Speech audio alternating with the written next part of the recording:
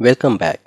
On this video, we will see how to assign an elastic IP address to our instance and why it is required.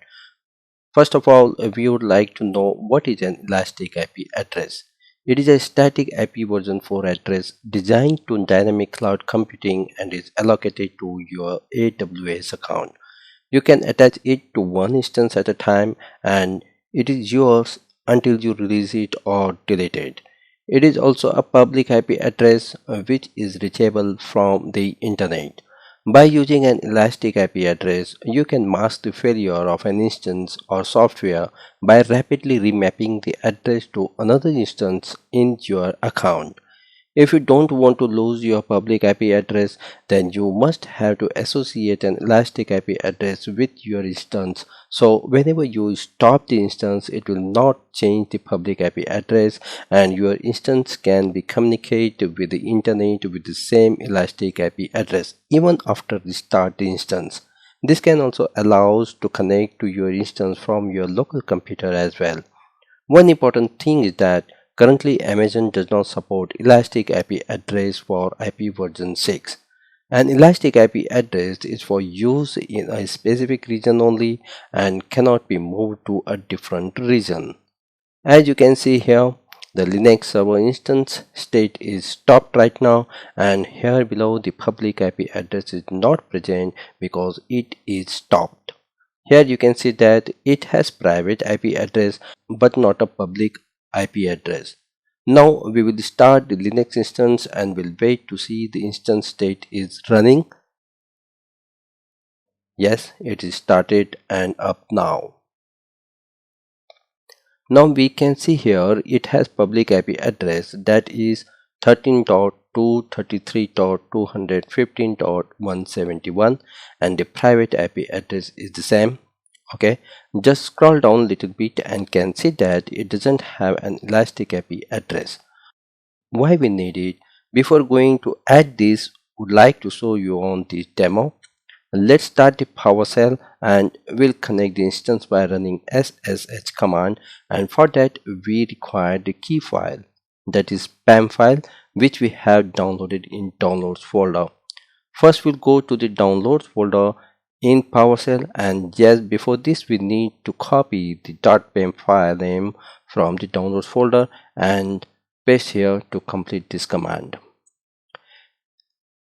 ssh-i linux server.pem ec2-user and the public IP address which we will get here in instance. Just copy it from here and paste it and hit the enter to run this command. It is asking, are you sure you want to continue connecting, yes or no? We'll go for yes and hit the enter. Yeah, we are now in AWS Linux instance, right? Till here all good right now, no doubt. Great. Now what we will do, we will go to stop this instance and see what happened. The public IP address will be gone.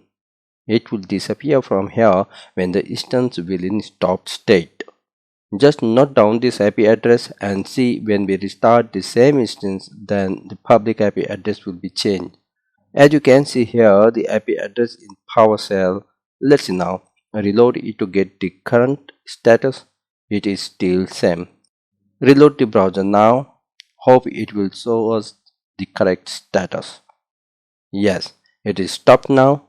See below in details that public IP address is nothing here.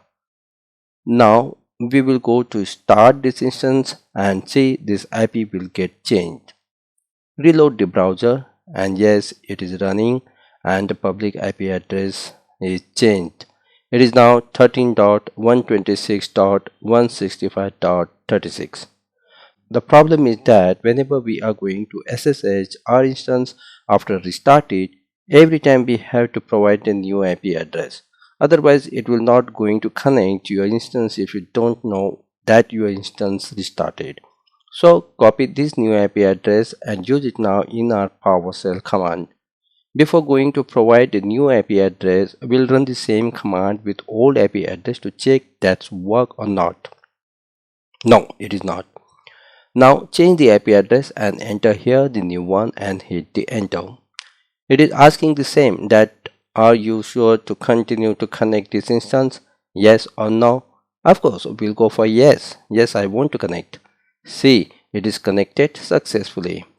If you don't want this kind of problem, then in that case we can add an elastic IP address and attach the same to this instance to fix the IP address. Let's see how we can do this. In the left pane under network and security, go for elastic IPs, click on it. The new window will open and which shows allocate elastic IP address. So I will click on it and here we are in elastic IP address settings page. By default, only from Amazon pool of IP version 4 addresses we will get the elastic IP address. Now we will go to click on allocate. Here we get the elastic IP address 3.109.174.167. Can see the type and allocation ID. We will go on the Actions tab and click on Associate Elastic IP Address. Here we are in new Windows again to choose the type of resource with which we want to associate this elastic IP address. We have here instance, so we'll go with this and we'll choose the running instance from here. I know that I have tagged the instance name as Linux server and even it is showing that it is running. I will choose the running Linux instance and the private IP address with which to associate the elastic IP address. And now we will go to click on associate. We will move to the instances now to check the elastic IP address is associated with our Linux instance. Yeah guys, as we can see that the new elastic IP address is assigned and associated with this and can see in public IP address and here in elastic IP address as well and marked as public IP address.